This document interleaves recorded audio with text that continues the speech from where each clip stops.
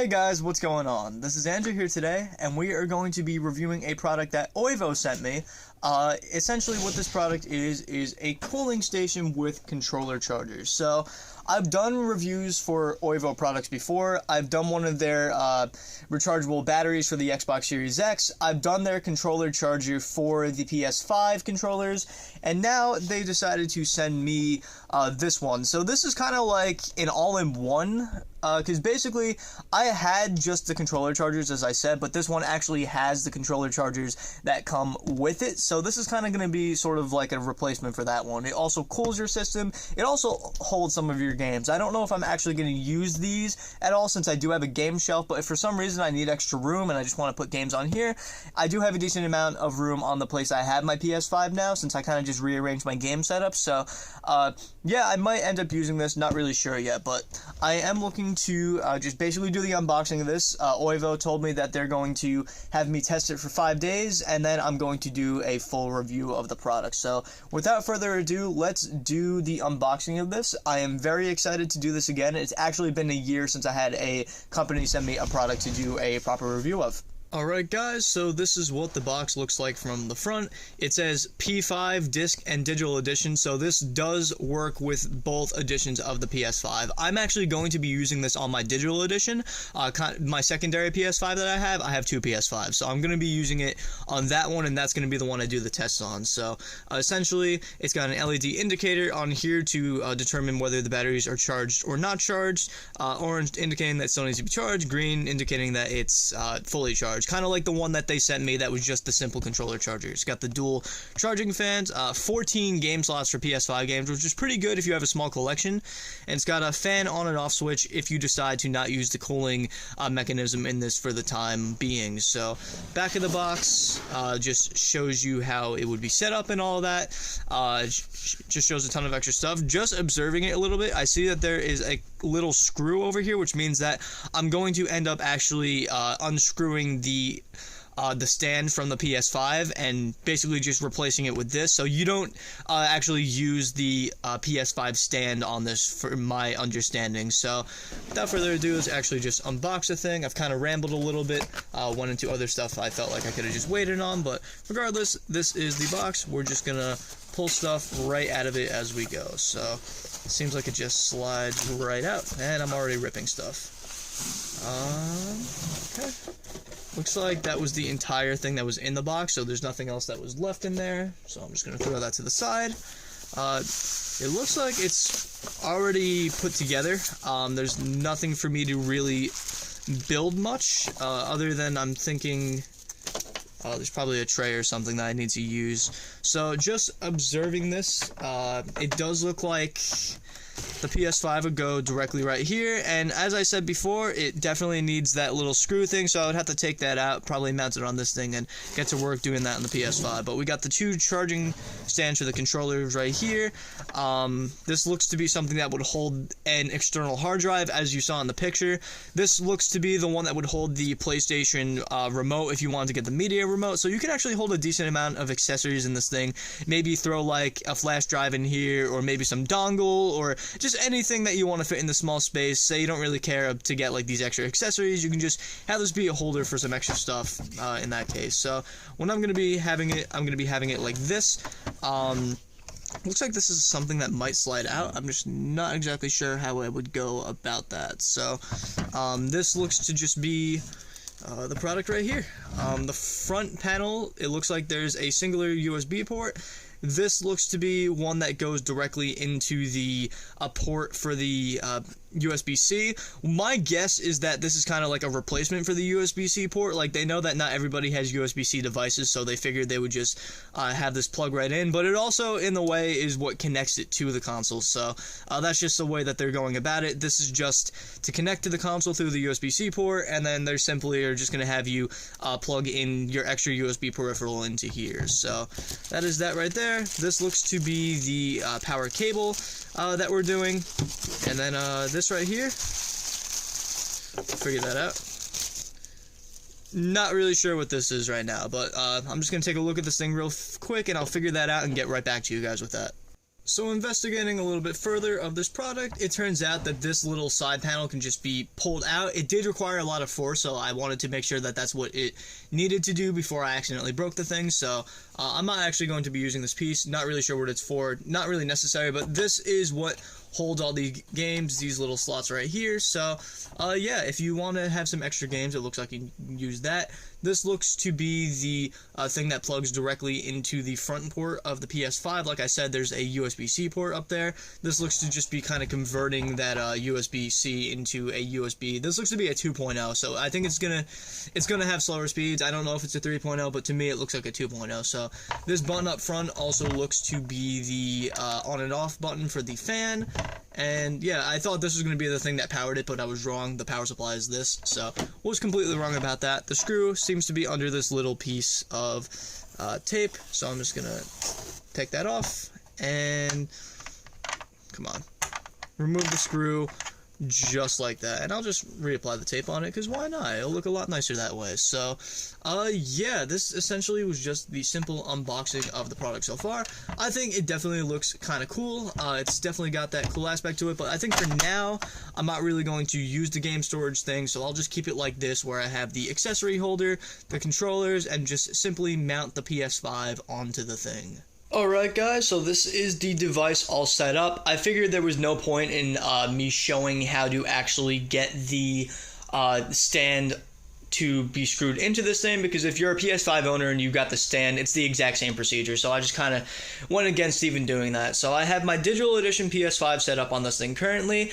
I have my two controllers connected to the side of this thing, and my Turtle Beach Stealth 600s mounted on top. So I actually did end up using the stand. I forgot that this thing also did held your headset, so I ended up just basically pushing that on and then just using it to hold my Stealth 600s. So as it turns out, this little thing, the USB-C dongle, was meant to power the system. I'm guessing that power supply was for people that didn't want to lose the USB-C port, and simply they would just power it and plug it in and just have it powered by an outlet instead of the PS5. But in my case right now, I don't really have any USB-C devices, so I don't really care to use that. So I simply just plugged it in, and in place of that, we've just got that USB A port that we're just going to be using. So like I said, Oivo wants me to test this thing for 5 days, so I am going to basically just be analyzing for that time. Just my first impressions of it so far is it is a nice looking stand. One thing I really like about it so far is it doesn't have those annoying dongles that you used to use to charge the station. So for example, right here, the original PS5 charging station that they sent me way back, use these special little dongles right here that plugged into the USB-C port of the controller, and then you put them upside down on here. What I like about this one, about this stand in particular, is that you don't need those kind of dongles anymore, so it doesn't take up that port. You don't have to keep unplugging and plugging it in just in case you want to go wired. It simply just charges it like the standard Sony PS5 charging station would do it, by just going in from the bottom and charging it that way. So that's just my first impressions right there. What's cool for you guys is you guys get to kind of jump in a time machine, because you're going to be seeing in the next clip basically my review of this 5 days later in pretty much a second. Alright guys, so fast forward to a week later, and you guys kind of get to see a preview of my new little gaming setup while I'm doing this. So I'm going to be talking about the product. I spent a week using it, doing every feature that it comes with, and let's just talk about it right here. So let's start off with some positives, and I did a few tests on it to make sure that the controllers would charge all the way from dead to full battery. Each time it pretty much finished right under the 3-hour mark when it was plugged into the PS5. I didn't do a test plugging it into an outlet. I didn't feel like that was necessary, but if you guys would like to see that, I will end up testing that separately, and I guess I can just reply to a comment for you guys, but I felt like it would just be alright for me to keep it plugged into my PS5 for now, just to basically avoid overcrowding my outlets, because I have a lot of consoles and a lot of stuff plugged in. So another positive of this thing is that it stores a decent amount of games into it. So as I showed in the box, it does store a decent amount of games on the stand. I was able to not only hold PS5 games, but I was able to do like some 360 games on top of that, PS3, PS2, so I'm not really necessarily going to be using it for that, but if for some reason my shelf gets overcrowded, like you kind of see over there, I might take a few games off the shelf, maybe specifically PS5, and put them in there, like some of the spare games, and then have like a different row of PS5 games on the top shelf. So that's basically how that goes right now. Like, I'm probably not going to use it a ton, but it is a feature that if you guys really just want to have a nice space for to put your games on, it's a pretty good thing for that. Another thing I really like about it is I like that it just came with that little nudge of a headset stand. I know it's like a little thing that anybody can make, but putting it on top of my PS5 and then getting it as a holder for my Turtle Beaches definitely is a great little thing for the thing. I've actually been using it as a stand. Back then I used a banana stand, which takes up more of my shelf, so I figured instead I would just end up using the stand that came with it, and well, it's a good hold. Hasn't dropped, hasn't fallen off. It's really nice and snug on my PlayStation, so it's pretty cool. I can't complain about that. And obviously, the other positive, as I kind of mentioned in my first impressions video of the thing, is it gives you the option to basically plug into the console while also basically giving you an extra USB-A port. So it plugs into the USB-C port. Not everybody has USB-C devices, so sometimes I guess for people that would be a good option for somebody that just wants an extra USB port. Takes away the USB-C port, puts in the USB-A port on the bottom. So I'd say that definitely is another positive. For someone using USB-C, you can always plug it into the outlet, which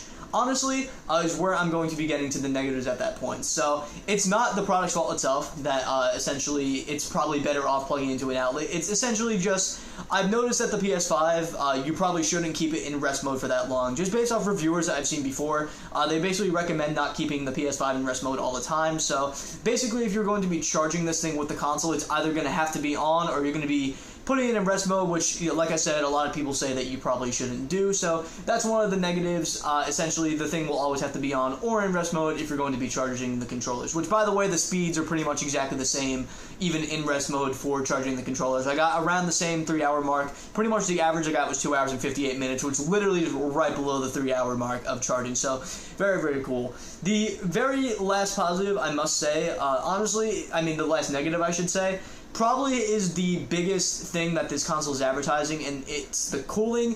It's not that the cooling is bad in any way. It definitely does make somewhat of a difference compared to where it isn't using the cooling station. At least I've seen some people have said that it restricts airflow. Personally, I haven't had any issues where it's made the console any hotter. In my opinion, it's definitely stayed cooler, but one thing that I've always loved about the PS5 ever since I got it is that the thing is pretty much silent. When you're using these fans, it definitely can get loud depending on the mode that you use for it. So there's a low, a medium, and a high mode.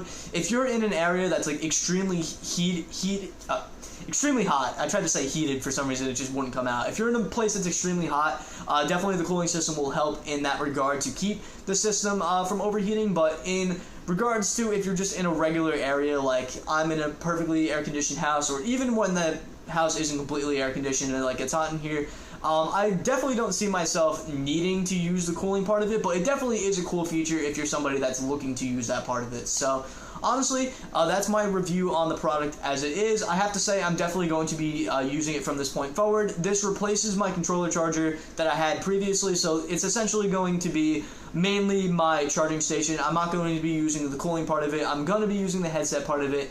And at this point, I'm actually going to unplug it from the USB-C port and plug it into an outlet once I kind of get my wires all sorted out. Just because usually when I have my controllers on the stand, it's when I'm done playing the console, and I don't feel like keeping the console in rest mode with the reasons that I stated before. So thank you guys for watching this video. I have to thank Oivo for sending me the product. They were very generous to do so, and I am happy to have done the review for them. I am looking forward to hopefully reviewing more products from them.